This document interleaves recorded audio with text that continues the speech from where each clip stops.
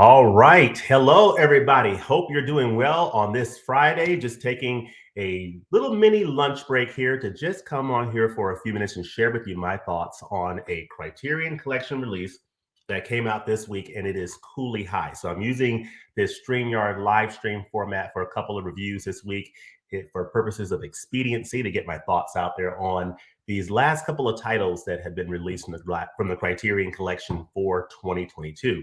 Cooley High and The Velvet Underground are the last two releases to come out in the month of December and 2022. And I have to say that Criterion has ended the year on a pretty strong note, in particular with that Velvet Underground release. If you have not seen that review on this channel, please check out my review of The Velvet Underground.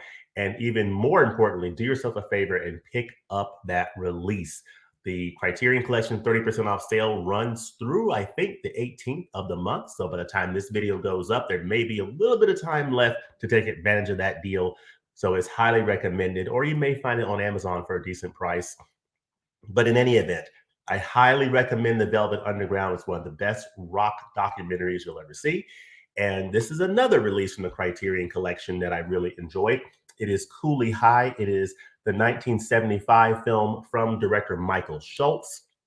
Of course, Michael Schultz also has done other films such as Car Wash, and I'll get into that in just a second. But this is spine number 1165 in the Criterion Collection, and it is a really nice film. I really enjoyed this movie. This is my first time seeing this film. Of course, it's a legendary film from this director, Michael Schultz. And one of the things that I really like about this release from Criterion is these special features. They're a little bit light, but there are some nice interviews on the supplements with Michael Schultz, where he has a chance to tell his story and his background, how he got into filmmaking, and the things that he had to do to basically put himself out there and put himself in position to be able to direct the films that he was able to direct, and what it meant to be a Black filmmaker during that time. So these types of releases, I think, are really good for that, because it not only shows you the movie. Of course, this is Cooley High, this 1975 film, but I love the fact that on these Criterion Collection releases, you not only get a chance to enjoy the film, but you also get to understand the visionary or the filmmaker behind the film. So I find that really interesting, because it adds a lot more texture to the film, understanding, hey, what is this film about? What is the filmmaker trying to say? So with Cooley High, let's take a moment to read the back of the Criterion case. It says, Cooley High, Chicago, 1964 is the end of high school for aspiring poet Preach and his best friend Cochise. So these two characters are shown here in this drawing here. Of course, Preach is played by Glynn Turman in this film, and Cochise is played by Lawrence Hilton-Jacobs in this movie. So they have a full slate of extracurricular activities, swinging dance parties, late night joyrides, and the stumbling pursuit of romance. Of course, when you're a young Black man in America, there's no guarantee that your coming of age story will be free of complications. Director Michael Schultz and screenwriter Eric Monte, who drew on his own experiences growing up in Chicago's Cabrini Green housing project, arrived at something truly unique in 1970 cinema with Cooley High, an endearingly funny, tender, and authentic portrait of Black teens striving toward a brighter future, brought to life by a dynamic ensemble cast and set to a heavenly hit parade of Motown classics. So part of the special features, you'll hear the director Michael Schultz talk about the soundtrack and what he did to get Motown to let him play these awesome songs. That's one of the best parts of this entire movie, is the Motown soundtrack. The soundtrack is absolutely amazing.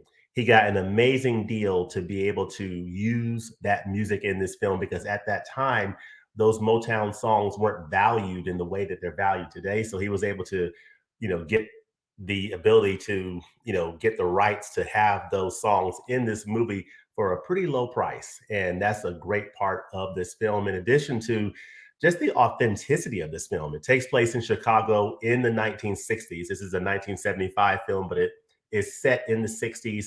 And it talks about Black life in Chicago in the 1960s. And part of the authenticity is the fact that this movie was shot in the Cabrini Green neighborhood of Chicago. It's these set of projects in Chicago that have gangs that control certain areas of the projects, and pretty dangerous area, but they wanted the realism, the authenticity of life in that area. So they shot it in Cabrini Green. They used real people who lived in the project. So they only had three professional actors in this movie, of which two of them are featured here. Everybody else was local and lived in that housing project of Cabrini Green in Chicago. So that's part of the authenticity of this awesome film. But let's go on here. Let me share my screen with you and just present a couple of little pictures. We all like pictures, don't we? So of course, this is the Criterion cover. This is, the movie poster for Cooley High, this 1975 film. You have the director, Michael Schultz here, just legendary director. He's still with us. He has a great interview on this disc. So if you look at the supplements, one of the best features on here is a new conversation between Schultz and film scholar Raquel J. Gates. Raquel Gates has done a number of interviews and features for Criterion. She always does an amazing job, similar to Imogen Sarah Smith. They all do great work on these Criterion releases, and I love her interview with Michael Schultz, so it's really good. You have here Car Wash. So Cooley High came out in 1975. He followed up with the following year in 1976. He directed this film called Car Wash, starring Richard Pryor. Of course, these are the two main stars here, Cochise and Preach. Of course, Glynn Turman and Lawrence Hilton-Jacobs. This is a picture here of the school, Edwin G. Cooley Vocational High School. See the subway going there. You see, this is an early part of the film where they're, getting out of class and, fooling around. This is a coming of age story. It's just about, Black teenage life in Chicago in the 1960s. And this just gives you a slice of life, the fun that they were having, the extracurricular activities that they were involved in, and also some of the darker side of the dangers that they faced growing up. So that is interesting. This is, a couple of pictures of the young men here. Of course, getting involved with some of the young ladies here. This is one of the stars in this particular movie, played by Cynthia Davis, Brenda. So you see these actors. And but yeah, these are the main actors in this film. A little bit, just giving you a little bit of a pictorial on the movie. I'm going to also share my screen here so you can see a little bit of what is in the IMDb entry. So let's visit the IMDb entry for Cooley High. Of course, this is from American International, Pictures. They did a lot of African American themed movies at that time, including She Baby, some Pam Grier movies, some movies with Fred Williamson, and this is a movie called Cooley High from Michael Schultz. So, of course, if my screen will show the action here, where is the cast? Here we go. So you have Glynn Turman. Of course, he's still with us. He played Preach. Lawrence Hilton-Jacobs played Cochise. Garrett Morris, the wonderful Garrett Morris, played Mr. Mason. Cynthia Davis played Brenda in this movie, and she was brilliant. Interestingly enough, this is her only film credit. This was her first movie. She made this movie. She was about 17 or 18 years old when they shot this film. She was the love interest of one of the characters. She did a wonderful job. This is the only film she ever appeared in. And I saw an article recently that came out because she did this one movie in 1975, and then she didn't, have anything to do with the film business afterwards. So for many years, no one knew where she was or what became of her. But very recently, someone was able to track her down and saw, I think, an Instagram post of her with her grandchildren. And, she seems to be doing, pretty well. So this was a case of someone doing one movie, one and done kind of thing. And so you see you see Stephen Williams, who played Jimmy Lee, and, some of the characters in this movie. Michael Schultz is the director of this film. Eric Monti was the writer of this film, and Michael Schultz's wife was, I believe, the casting director for this film. So I thought that was That was really, really interesting. So let me also share something else. I'm in a sharing mood. It's Christmas season, right? So we should all share. So let me share the Criterion site, what's on the Criterion site for Cooley High. I already mentioned that The Velvet Underground is one of the best releases of the year.